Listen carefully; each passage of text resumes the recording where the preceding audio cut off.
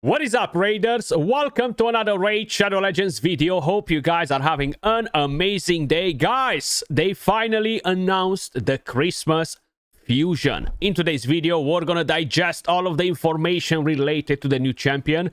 Is it gonna be a super amazing fusion that we gotta do? Is it gonna be something that we can just kind of like put on the side and forget about it and just enjoy the holidays with our family and friends? Either way, I know we have tons of different events in-game. I'm currently not on the main account. I'm on the test server.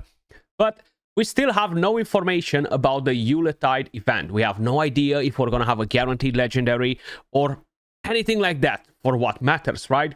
We do know that this weekend we have a 2x 4 ancient shards, right? So you're going to have double chances to summon epic and legendary champions from ancient shards.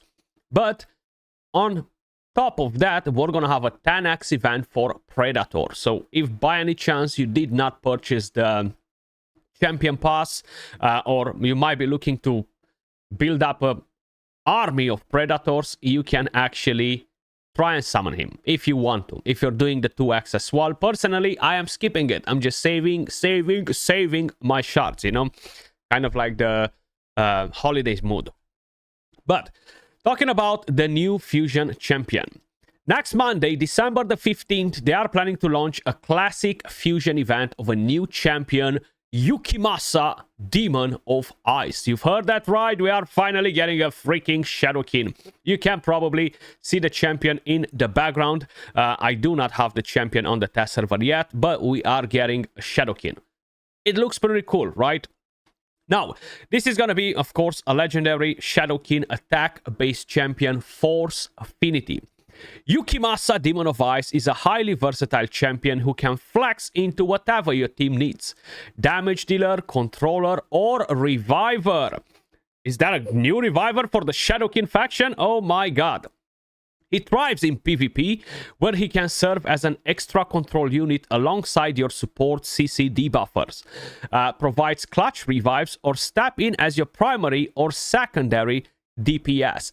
I don't like the idea of a secondary DPS because that kind of means that maybe his multipliers are weak sauce.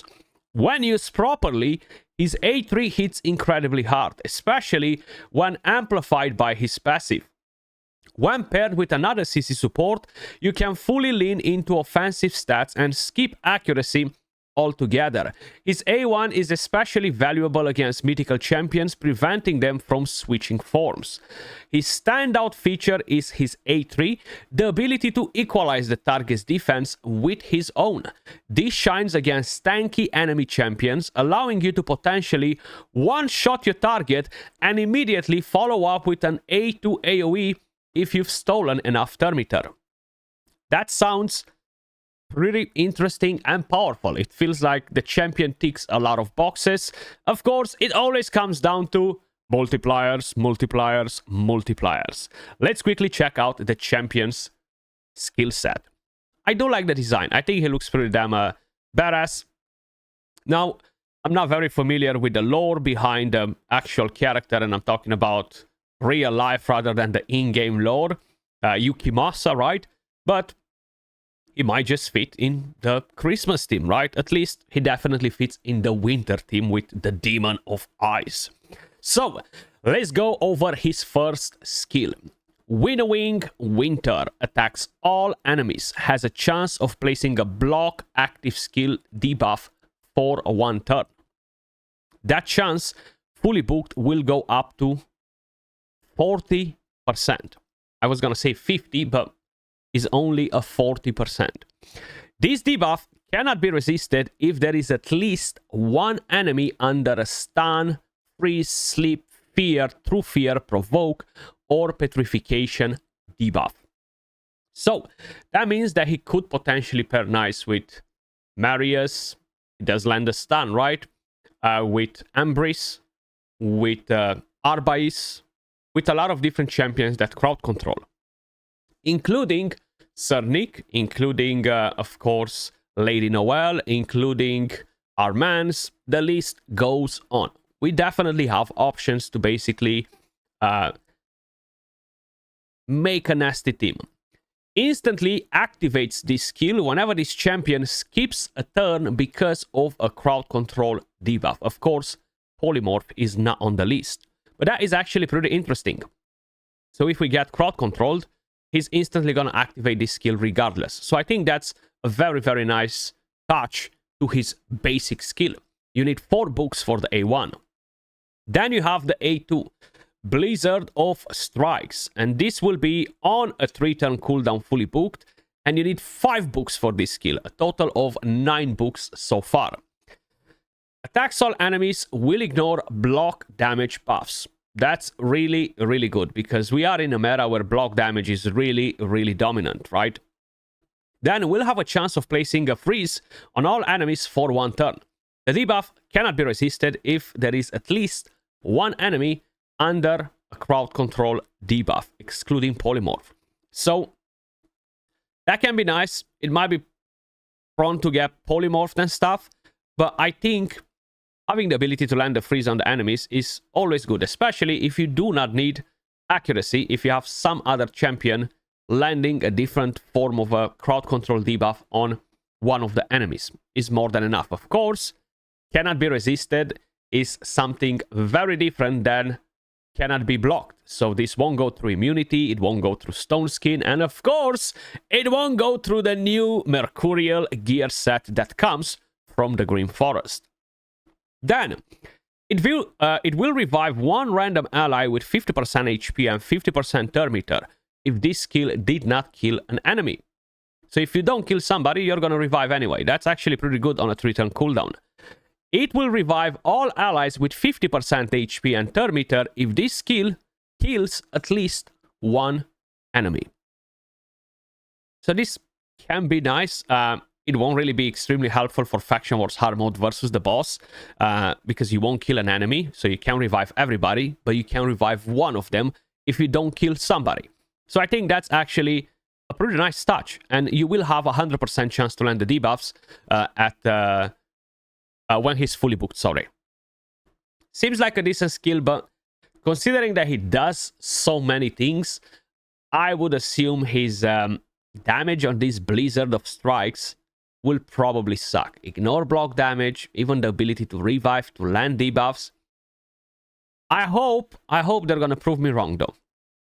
Then, Stain the Snows.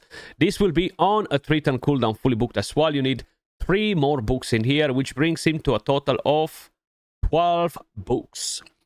Attacks 1 enemy. Before attacking, steals all the turn meter from the target. Of course, the effect cannot be resisted if they are under a crowd control debuff. Also, equalizes the target's defense with this champion's defense for this attack.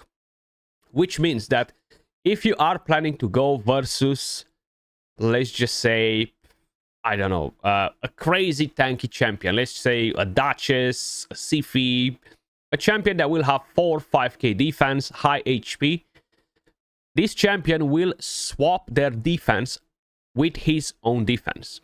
So if he has 1,000 defense, they're gonna have 1,000 defense, which means that that high HP that they might have, it won't be as important anymore because we know it very well. HP-based champions, they will have very high HP, very low defense, and usually they get smacked, right?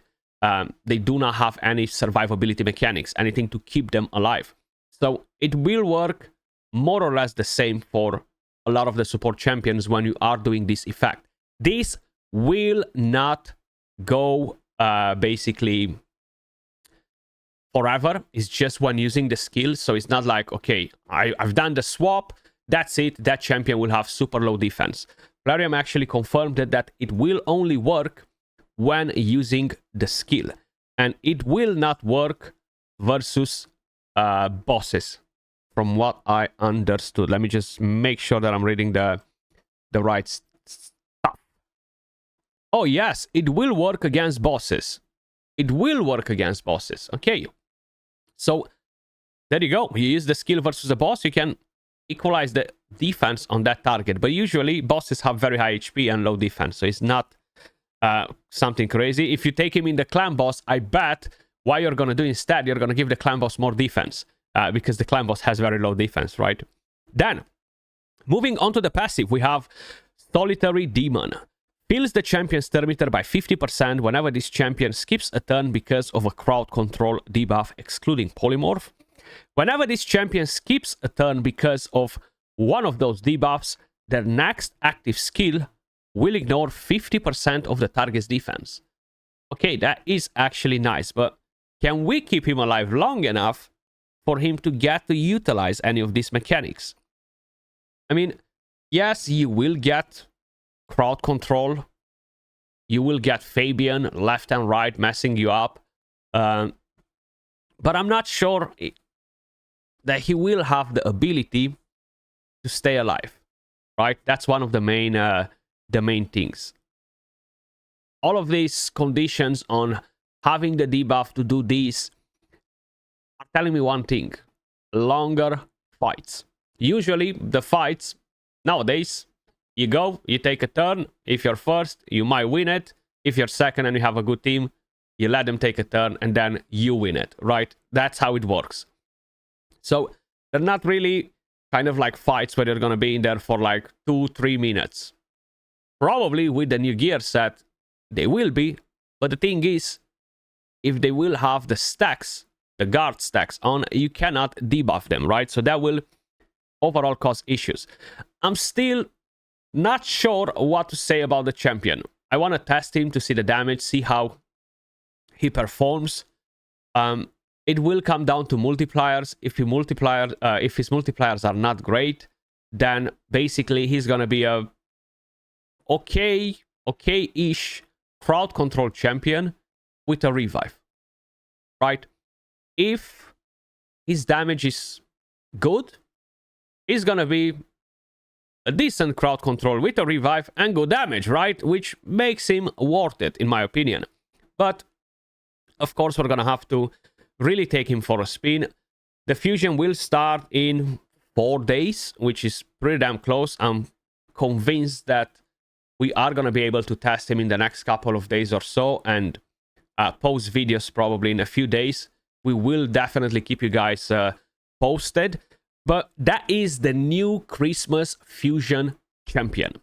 Let me know in the comments down below what do you guys think about him. The kit seems good. A bit conditional with the crowd control, but having the ability to activate effects, skills, etc.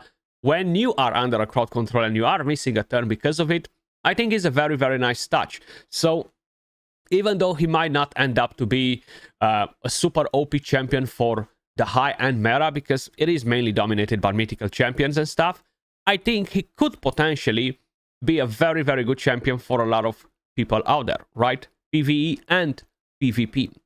But that was all for this one. Appreciate every single one of you guys watching. Much love, and I will catch you all in the next one.